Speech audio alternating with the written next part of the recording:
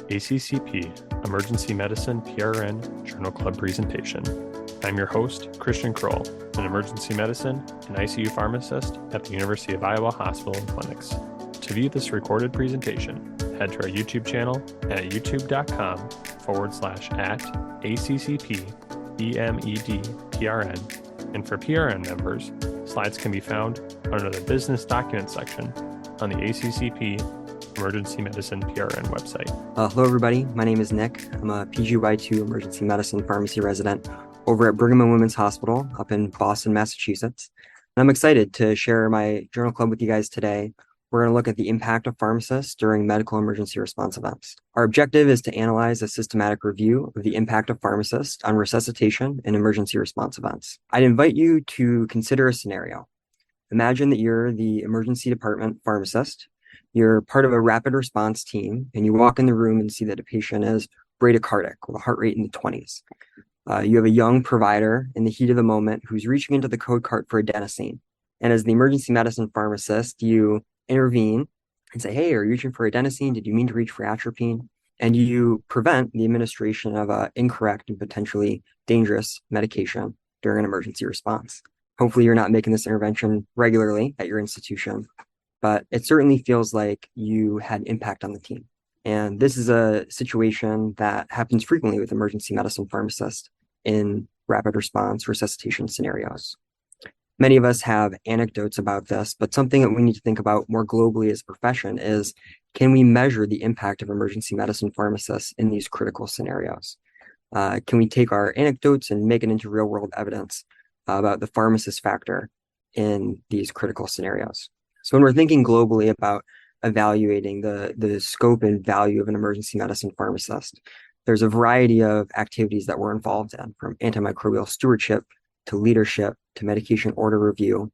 But a particular area of our practice that I think many of us are really excited about is resuscitation and emergency response.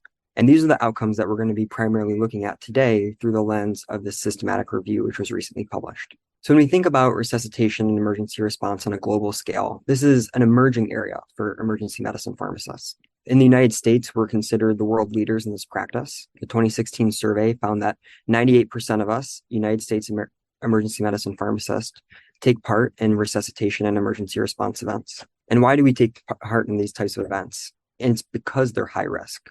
We like being in areas where there's high-risk medications, verbal orders, and increased risk for medication errors, which is where we might be able to make a large impact for our patients and for our teams. When we look at historical research in this arena, I pulled a study by Bond and colleagues, which was published in 2007, which I thought was kind of a beginning of our analysis of this type of impact that we can make. So Bond and colleagues took a look at two national databases, one looking at pharmacy services and another looking at Medicare mortality rates across 885 hospitals in the United States. And they had this interesting result. They found that when pharmacists participated in cardiopulmonary resuscitation teams, that they had a significant decrease in patient mortality. This is certainly a signal looking at the impact of pharmacists on clinical outcomes related to patient-centered outcomes. But further research and elucidation of our exact benefit in these sort of outcomes is still to be determined. And more studies need to be done in order to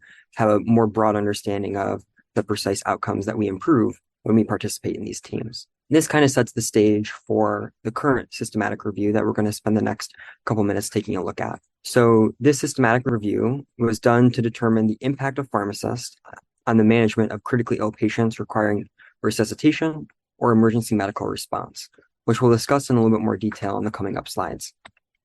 The authors were primarily pharmacists based out of the Princess Alexandra Hospital in Australia. Part of the inspiration for this study is that Australian pharmacists don't have as big of a role in resuscitation, and they were trying to look at different outcomes to help promote pharmacy practice in their regional area. So when we look at the design of this study, it was a systematic review, which was done according to the PRISMA guidelines, and looked at studies from 1995 to 2023. The time frame for this was very intentional because authors were looking to capture contemporary clinical pharmacy practice with standard healthcare systems, medications, and protocols. They looked at a variety of reputable databases, which are listed in the third bullet. When we take a look at the composition of the study, They looked at a patient population, which is very applicable to the patients that we practice with every single day. Looking at critically ill patients who need resuscitation, an emergency response team is called upon to take care of them. And the intervention is us, looking at the pharmacist impact when we are present in the resuscitation team. The comparison is a little bit different between the different studies. Some studies were looking at when pharmacists were present during working hours versus off working hours.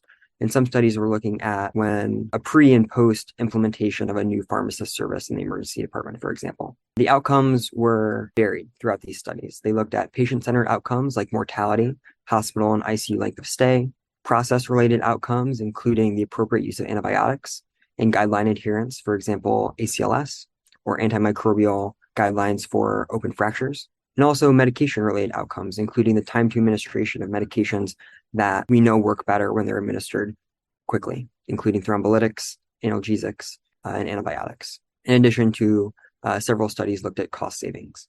So when we look at the composition of this systematic review, they looked at a large number of studies across several different databases. They excluded 1,444 based on the title and a quick abstract review. Once they narrowed it down to 56 articles, they primarily excluded articles that had no control or a design that wasn't compatible with their protocols, and eventually landed on 30 studies evaluating the impact of pharmacist presence on either medication or patient-related outcomes in the emergency management of critically ill patients. So these 30 studies are what we're going to take a little bit of a zoom in on and evaluate the outcomes. When looking at the studies that they included, we should note that a majority of them are done in the emergency department exclusively. Only 3 studies were exclusively done in inpatient units. The majority of studies were non-randomized, with only 1 randomized study included, which we'll discuss a little bit more when we go into the limitations of this study. And the majority of these studies were conducted in the United States. Something that the authors did, which I think was a strength of this study, is they did a robust risk of bias assessment, including the Newcastle-Ottawa Quality Assessment Scale for our 29 non-randomized study, looking at the criteria listed in the 3 bullets below, as well as they used the revised Cochrane risk of bias tool, looking at the randomized study using criteria in the 3 bullets below. The big takeaway from the risk of bias assessment is that of the 30 studies included, only 8 of these studies were assessed to have a low risk of bias. Well, thank you. Something that the authors did in order to make these 30 studies a little bit more palatable is they broke down the outcomes in related cohorts. So as you can see, our largest cohorts were the acute stroke group, as well as the major trauma resuscitation group, which included 8 studies. The other smaller cohorts will be discussed as well. This is a visual representation of the studies by cohort, with the studies listed on the left side, as well as the types of outcomes that were evaluated in the vertical columns. To orient you, the green check marks were outcomes that were evaluated and found that pharmacist involvement resulted in a statistically significant benefit in that outcome area. Red X's were outcomes that were evaluated, but pharmacist involvement did not find a statistically significant benefit.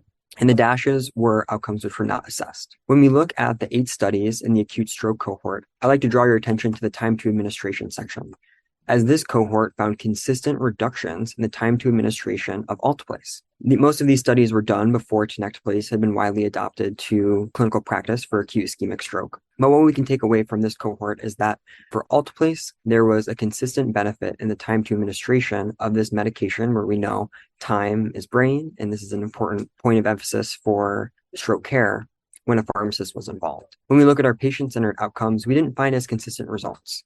Patient-centered outcomes were less frequently to be observed, and the studies that did look at them were less likely to find a statistically significant benefit from pharmacist practice. When we go into limitations, we'll talk a little bit more about why this is and why this might be a trend that we'll see throughout the different cohorts. When we look at cardiac arrest, I'd like to draw your attention to the guideline compliance. Consistent across cardiac arrest and STEMI, pharmacist involvement resulted in better guideline compliance for these types of patients. The outcomes that were looked at in these 4 studies included adherence to the medication components of the ACLS guideline, for example, as well as overall compliance to our guidelines for ACLS, including the non-medication interventions like defibrillation. Kind of the signal that we can take away from this is that when pharmacists are present in cardiac arrest response teams, we're not only benefiting the utilization of the medications, which we know have certain benefits for patients, but when we're around in this team, we're also using our other tools like defibrillation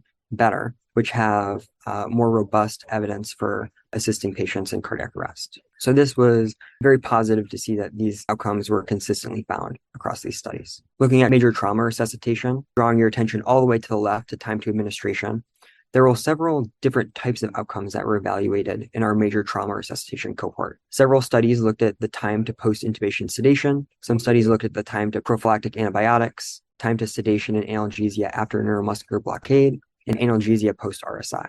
So the types of outcomes were heterogeneous in this category, but did find that when pharmacists were involved in trauma resuscitation, that we brought a benefit when it came to antibiotics or sedation and analgesia. When we look at study 8 in this list, we find that there was not a statistically significant difference found in that outcome. That outcome was actually the time to initiation of post-intubation sedation. And although it was not statistically significant, when a pharmacist was not present, it took 98 minutes in this study for a patient to receive post-intubation sedation. When a pharmacist was present, it took only 45 minutes. So although this might not have reached statistical significance, it may have clinical significance, which could be true for several different of the red X's that you see throughout these different tables. When we think about medication errors, the medication error outcomes are mainly related to, are we administering the appropriate antibiotics for open fracture prophylaxis? As well as one study included just general medication errors, which could occur during a trauma resuscitation. The guidelines that were evaluated in major trauma resuscitation were related to antimicrobial prophylaxis for open fractures. This section definitely had a consistent pharmacist benefit across several different areas. When we look at acute hemorrhage and rapid response teams, we similarly find that when pharmacists are present, medications get to the patients faster. In our time to administration for acute hemorrhage, we were looking at the time to entry of PCC into the computer, as well as the time that it took from when the PCC order was placed to when the PCC was actually administered to the patient. Finally, looking at sepsis and status epilepticus, we found consistent benefit in the time to administration of time-sensitive first dose antibiotics in sepsis. Looking at study number 3 in the sepsis category, they found that there was a trend towards lower hospital mortality in patients who had a pharmacist present in their initial sepsis care,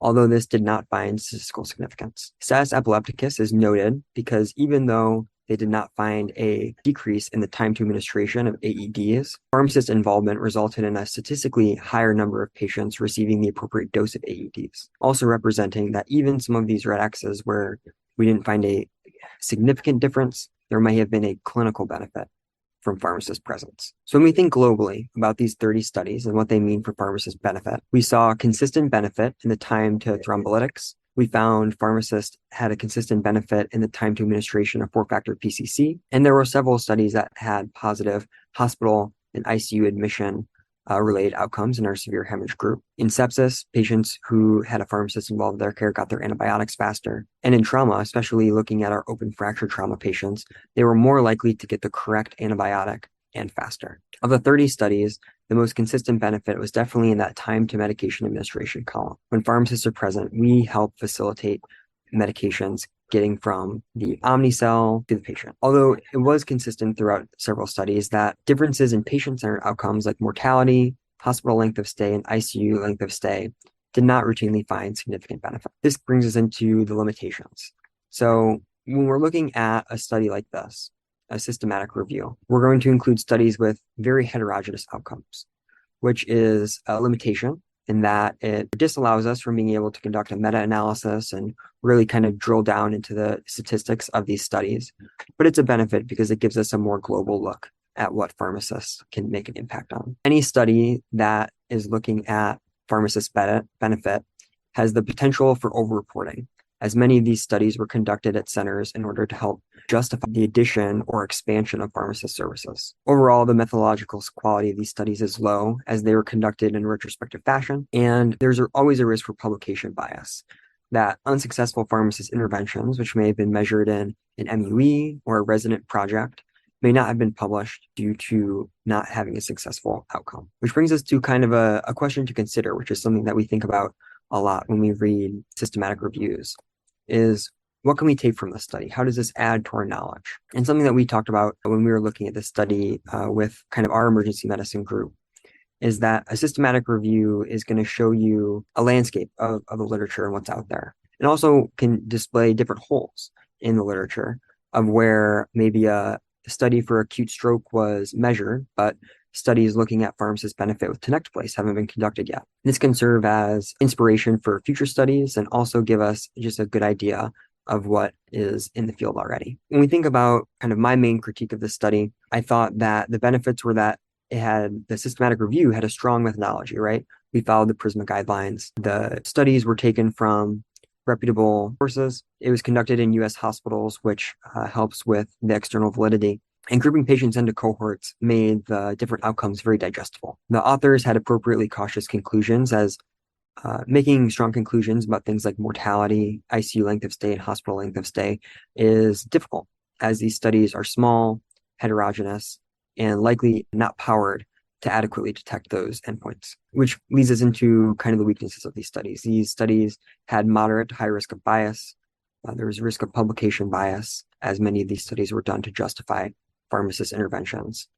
But maybe most importantly is the inter-pharmacist variability. Some of these studies compared working hours versus a pre-post implementation. And when you look at a study comparing maybe the daytime hours when a pharmacist is present versus the overnight hours when a pharmacist may not be present, that introduces additional variables. Type and number of interventions that pharmacists made is not well described in these studies. As we know, there could be a big difference between a pharmacist interacting with a cardiac arrest patient, standing outside the room versus being right at bedside in the code cart, helping administer medications, program pumps. So there could have been some variability between the types of interventions that pharmacists were making in these studies, as well as the training and experience of the pharmacists and the pharmacy department staffing models, which may have had very different support for pharmacists with regard to the number of hours a pharmacist is around, where the pharmacist sits, how close they are to the action, and how much backup the pharmacist had if they maybe got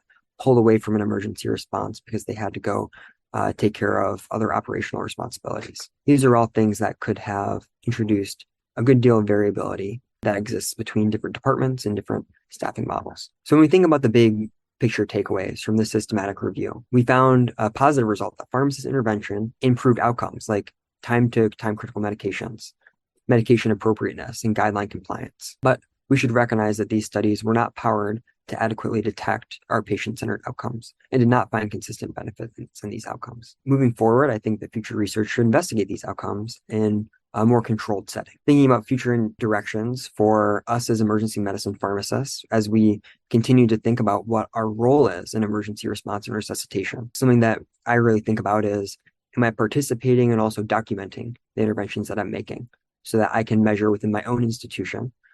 Am I pursuing the right training? Do I have PALS, ACLS?